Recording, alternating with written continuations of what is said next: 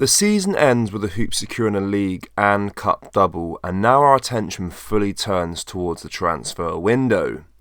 In today's video, we will discuss some massive Idah to Celtic news, as well as going over all the latest Celtic news from the last 24 hours.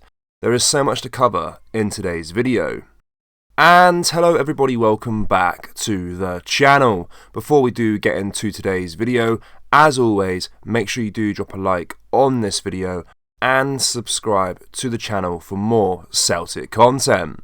Predictably, there's the usual outcry from Rangers supporters that they were hard done by in their derby defeat against Celtic. The boys emerged victorious in the Scottish Cup final on Saturday by a 1-0 margin after Idah slammed the ball home from Jack Butland's parried shot in the 90th minute.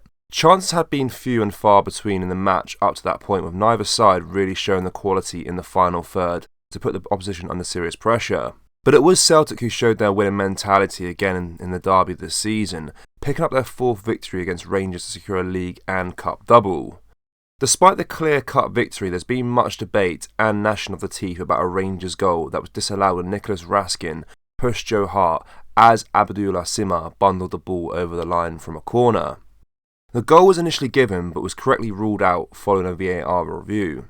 Deflecting Ibrox boss Philippe Clement complained about it, but former refs are now speaking out on subject and blowing apart the moaning from across the city. Former SFA referee Bobby Madden reckons that Nick Walsh got the call right upon VAR review, writing on Instagram, "This goal was correctly disallowed following an on-field review. With so much going on at corners, these offences are almost impossible to detect live by match officials, and this is exactly why VAR was introduced." There is a lot of discussion around a stronger push not being awarded earlier in the game for an incident just outside the penalty area. It's not been detected on the field of play.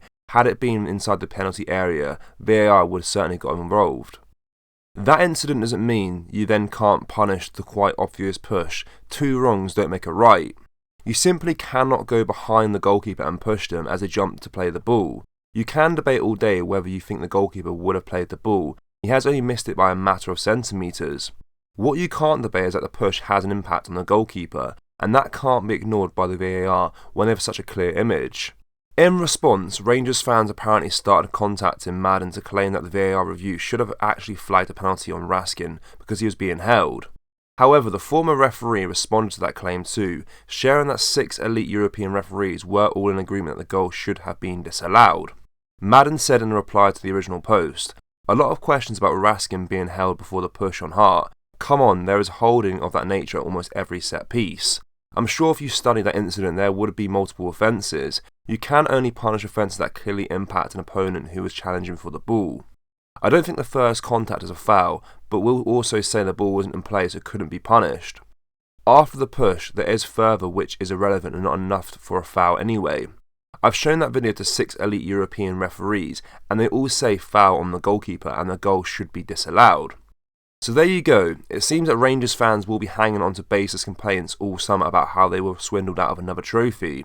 But the fact is that Celtic took their big moment when it mattered, and we are deservedly double winners. That is a tougher reality for them than whatever they want to concoct, but it remains the truth. Just a quick one, boys and girls, to tell you that we have a new drop available on our website. We have the Brendan Rodgers Pope tee, along with the Celtic Ultra t-shirts.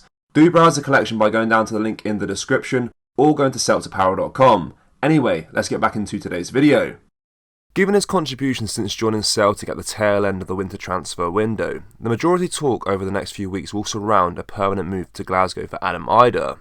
It is difficult to think of a player who had such an impact at a club in 19 appearances, but in said time frame, the Irish striker has scored 9 times, assisted twice, and played a vital role in winning of the domestic double. Idah's last-minute strikes at Easter Road, Fir Park and Hampden have been nothing short of key, with Brendan Rodgers hailing him as a catalyst for the Hoops' success this campaign. The manager wants to bring the 23-year-old to Celtic on a long-term basis, and the player himself has openly admitted his love for the club. We revealed in April that it could take north of £6 million for the champions to sign the Cork native permanently, and it's a deal Greg Taylor wants to be done. The left-back knows how crucial the striker has been in the second half of the season, and was asked if he'd be persuading him to stay. "I certainly will be, definitely," he joked. "He's been outstanding with some massive contributions in games, and I'm really proud of him. It's important to remember he's still a young guy. He'd been at Norwich a long time and had done really well, but this has given him that fresh start and I'm sure he'd be keen to stay. He scored goals in some big moments and it's also pushed Kyogo, who has gone to another level again since Adam Idah came in. Adam has been outstanding, his goals have been outstanding, so the two of them have made big, key contributions. I'm really proud of them both. Idah is still very young. Just because he has that presence, it's easy to forget that. He's really enjoyed his time here and I'm sure he would be keen to stay. Celtic completed a sought-after domestic double over the weekend as they defeated arch-rivals Rangers 1-0 in the hotly contested Scottish Cup final. A late Adam Idah strike was the difference between the two sides in the Hampden sunshine. The Irish striker pounced in the box after Paolo Bernardo's vicious effort was too hot for Jack Butland to handle. It was a memorable day out for everyone of a green and white persuasion, but at times it didn't look as though things were going to go the way of Celtic. Indeed, as the game reached the latter stages, Rangers appeared into ascendancy.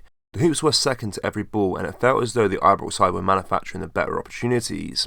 In the end, however, the holders' elite winning mentality shone through. Celtic continually found a way to win regardless of circumstances, and club legend Scott Brown thinks that it's precisely the difference between the boys and their rivals.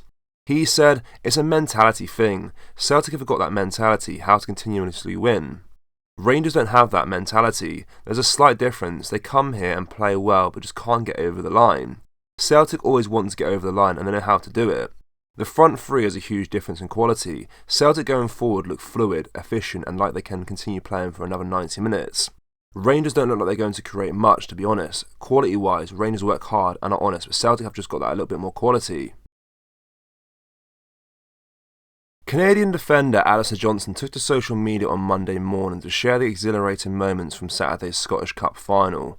Johnston, who has become a firm fan favourite at Celtic, posted a video capturing the Celtic supporters' jubilation as Adam Idah's 90th minute winner found the back of the net against Rangers. The dramatic finish to the match was a fitting end to a challenging second half for the Hoops. Despite struggling to implement their game plan, the team showcased their grit and champion spirit, managing to secure the victory when it mattered most. The video highlighting the wild celebrations in the stands perfectly encapsulate the passion and dedication of the Celtic support. Accompanying the video, Johnston simply wrote "limbs" as usual, a nod to the explosive reactions that have become synonymous with Celtic.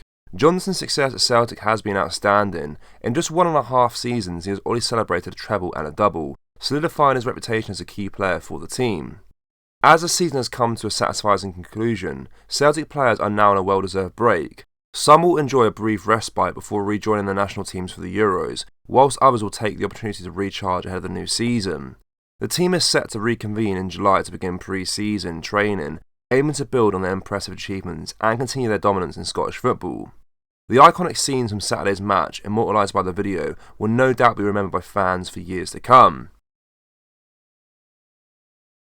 Celtic fans, what are your thoughts on our season as a whole? Let us know down in the comment section below. And do you want to see Adam Idah sign for the club permanently?